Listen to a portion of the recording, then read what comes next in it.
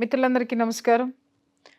ఇన్నాళ్ళుగా ఎన్నో విషయాలు మనకు సంబంధించినటువంటి చట్టపరమైన, న్యాయపరమైనటువంటి సమస్యలకి సంబంధించినటువంటి సలహాలని మనం సుమన్ టీవీ ద్వారా ఎన్నో ఎన్నో ఎన్నో ఎన్నో తెలుసుకున్నాము.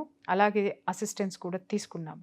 రెగ్యులర్గా మీకు తెలుసు, నేను చాలా వరకు కూడా నేను ఫ్యామిలీ కౌన్సిలింగ్ ఇచ్చేటప్పుడు ఫ్యామిలీస్కి సంబంధించినటువంటి కానీ, ఫైనాన్స్కి సంబంధించినటువంటి కానీ, న్యాయపరమైనటువంటి చిక్కులు వచ్చినటువంటి ప్రతి ఒక్కళ్ళకి కూడా ఆ సమస్యలను తీసుకొని ఆన్ స్క్రీన్ మీకు ఆ యొక్క సలహాలు ఇవ్వాలనేటటువంటి ఉద్దేశంతో ఎప్పుడు కూడా మనతో పాటు ఉండి ఆ సమస్యలకి సలహాలను ఇవ్వడం కానివ్వండి, అలాగే కేసుకి సంబంధించినటువంటి అసిస్టెన్స్ సహాయం చేయటం కానివ్వండి, కేసు టేకప్ చేయటం కానీ ఎప్పుడు రెగ్యులర్గా చేస్తూ ఉంటారు మన నాగేశ్వరరావు పూజారి గారు.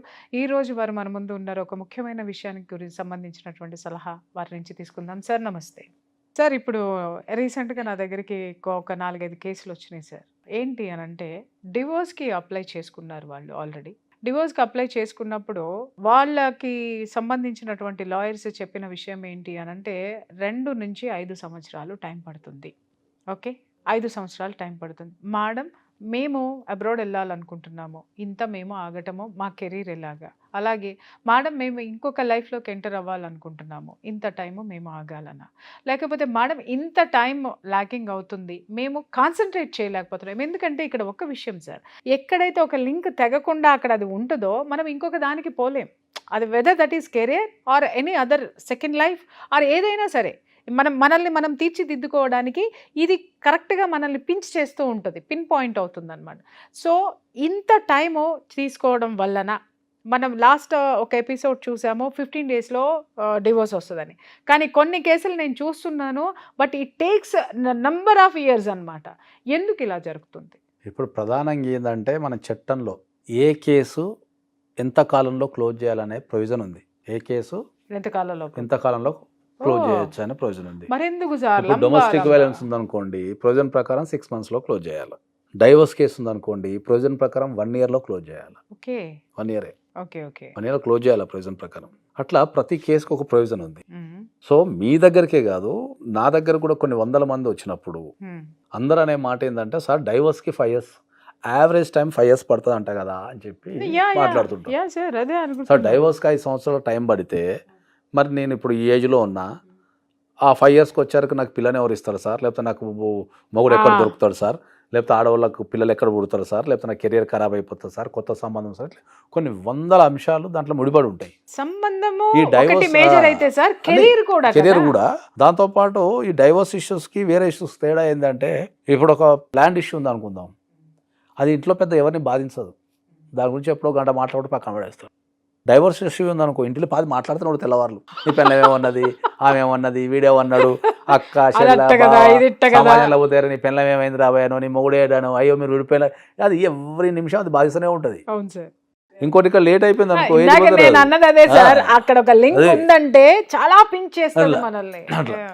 జనరల్గా కనుక డైవోర్స్ కనుక మనం కరెక్ట్ ప్రాసెస్ చేస్తే మనం ఒక 1 year నుంచి 2 years మధ్యలో కంపల్సరీ కంప్లీట్ చేయొచ్చు. ఓకే, 100%. తేడా ఏంటి సార్? ఇప్పుడు ఒక సుప్రీంకోర్టు దీని ప్రకారము 15 daysలో అది మ్యూచువల్ డైవర్స్ లో, ఇది కంటెస్టెడ్ డైవర్స్ మాట్లాడుతున్నాం. ఓకే ఓకే, అంటే ఒక ఆపోజిట్ పార్టీ ఒప్పుకోదు, మనం వేస్తాం.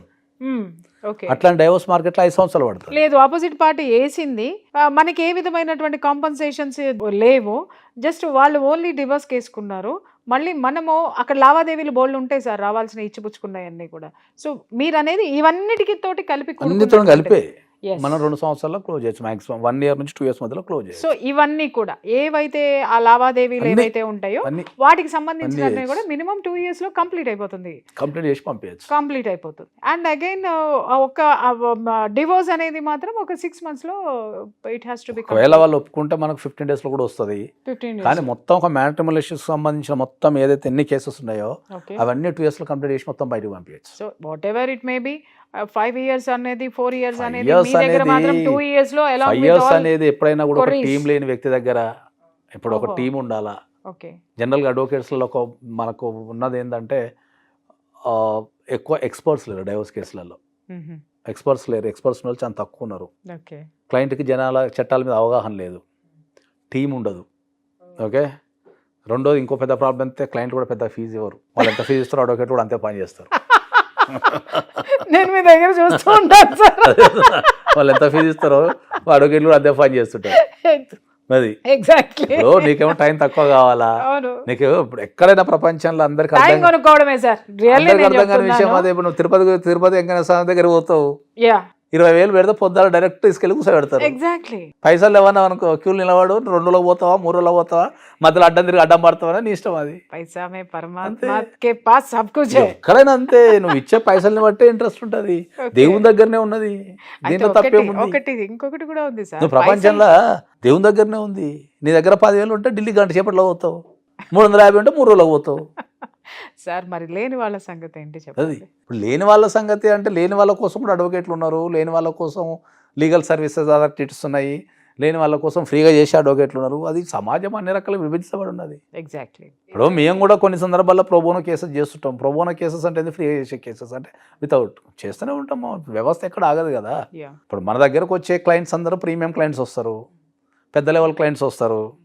వాళ్ళు ఏమైనా వచ్చి ఏం మాట్లాడతారు మన దగ్గర, టైం ఎంత నువ్వు షార్ట్ ఎంత టైం ఇస్తావు, డైవర్స్ చెప్పు, ఏం కావాలని అంటారు. మనం ఫీజు అడగం, వాళ్ళే ఉల్టా మనకు ఆఫర్లు ఇస్తుంటారు. మరి అలాంటప్పుడు మనం ఎంత టైంలో క్లోజ్ చేస్తున్న పాయింట్ మీద పని చేస్తాం. మీరు ఒకసారి టైం బేస్ అయిన తర్వాత మనం టైం బేస్ మీద పని చేస్తాం. ఒక క్లయింట్ మీ దగ్గరకు వచ్చినప్పుడు మీరు మాట్లాడేటప్పుడు ఒక పదం అన్నారు, అది నాకు బాగా నచ్చింది. అమ్మా నువ్వు కట్టేటటువంటి డబ్బు నా ఫీజు కాదు, you are purchasing your time. అంతే కదా.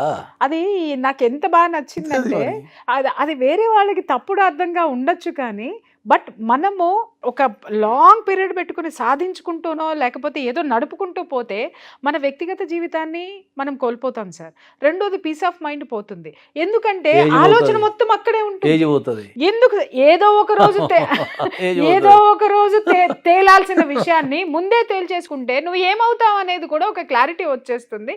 ఏమవ్వాలి అనేటటువంటి దిశ వైపు కూడా నడవడం. గొప్పతనం ఏంటంటే పెళ్లికి వచ్చారు లక్షలు ఖర్చు చేస్తారు. అవును సార్. చీర ₹1,00,000, 100 రకాల భోజనాలు, రకరకాలు ప్రీ వెడ్డింగ్ షూట్ అని, వెడ్డింగ్ షూట్ అని, ఆఫ్టర్ వెడ్డింగ్ షూట్ అని, ఏదో షూట్ అని, రకరకాల షూట్లు పెట్టుకుంటున్నారు. అవును సార్. లక్షలు ఖర్చు పెడతారు. విడిపోవడానికి మాత్రం రూపాయి విడగొట్టమని చెప్పేస్తారు. అంటే సార్ వీటికే డబ్బులు అయిపోతున్నాయి సార్, అక్కడ ఇంకేం మిగలటం లేదు, మిగలకే కొట్టుకుంటున్నారు, అందుకే వస్తున్నారు. మీరు అంటున్నారు కదా, నేను చాలా మందిని చూశాను, నాకు వచ్చే కేసులు కూడా మేడం ₹1,00,00,000 ఖర్చు పెట్టాం మేడం, 2 కోట్లు ఖర్చు పెట్టాం మేడం. 1% ఎవరు అడవకేడికి మనసు ఒప్పదు. ఎందుకనంటే అట్లా మేము ఫ్రీగా పని చేస్తే మాకు ఇస్తారు ఇట్లా డైవర్స్.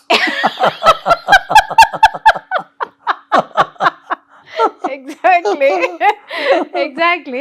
సో వీళ్ళందరూ ఏంటి మాట్లాడేది ఏంటి అనంటే, మీరు అన్నట్టు అవగాహన లేకపోవడం సార్. ఇక్కడ మీరు ప్రాబ్లం ఏంటంటే ఏం చేస్తారు, ఖాళీ కూర్చొని ముచ్చట పెడతాడు కదా అనుకుంటాడు అంతే. అది వచ్చిన ప్రాబ్లం ఏంటంటే అదొక ఇంటెలెక్చువల్ వర్క్, దానికి ఒక స్ట్రాటజీ, దానికి ఒక టీము, దానికి ఒక రీసెర్చ్, దానికి 100 ఖర్చులు ఉంటాయి అనే విషయాలకు అర్థం కాదు. ఏముంటది అడ్వకేట్ ఉంటే కూర్చుంటే కోర్టుకు వచ్చి వాదించబోతాడు కదా అంటారు అంతే.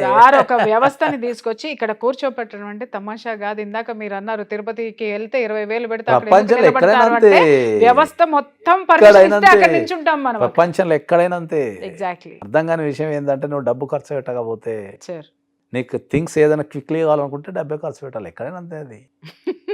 అది సింపుల్ లాజిక్ అర్థం కాక క్లియర్ గా చెప్పారు. ఉన్న విషయం ఏది, మనం తిప్పి చెప్పినా తిప్పకుండా చెప్పినా, నీ జీవితంలో నువ్వు ఎక్కడ పోయి, నువ్వు ఒక అడ్వకేట్ దగ్గరనే కాదు, నువ్వు ఎక్కడ పోయి పని కావాలన్నా ఏం చేస్తావు? ఓ జిహెచ్ఎంసీ ఆఫీస్కి పోతావు, సార్ నాకు 2 రోజుల పర్మిషన్ కావాలంటాడు. ఏమంటాడు అడిగితే? నాకేంది అంటాడు. కథమే అయిపోయి హాస్పిటల్ అడగడు సార్. ఇంతెందుకు, మీకు లైవ్ చెప్తా. నేను నా లైఫ్ లో నేను అడ్వకేట్ని, నేను one of the top most అడ్వకేట్ని తెలంగాణ స్టేట్లో. నన్ను అందరూ గుర్తుపడతారు. ఒక పేద వ్యక్తి మా ఊరు నుంచి కాల్ చేసి, సార్ మీ హాస్పిటల్ నిమ్స్ పక్కనే, మీ ఆఫీస్ నిమ్స్ పక్కనే ఉంది కదా, మీరు ఇంత పెద్ద టాప్ మోస్ట్ అడ్వకేట్ కదా, ఒక బెడ్ ఇప్పియండి సార్ అన్నాడు. ఒక పేద వ్యక్తి మా ఊరు నుంచి కాల్ చేసి. ఏం చేస్తా, ఇజ్జత్ పోతుంది. 2-3 తెలిసిన పెద్ద వ్యక్తులకు కాల్ చేసిన, సార్ ఏదైనా అడగండి, నిమ్స్లో బెడ్ అడగన్నాడు.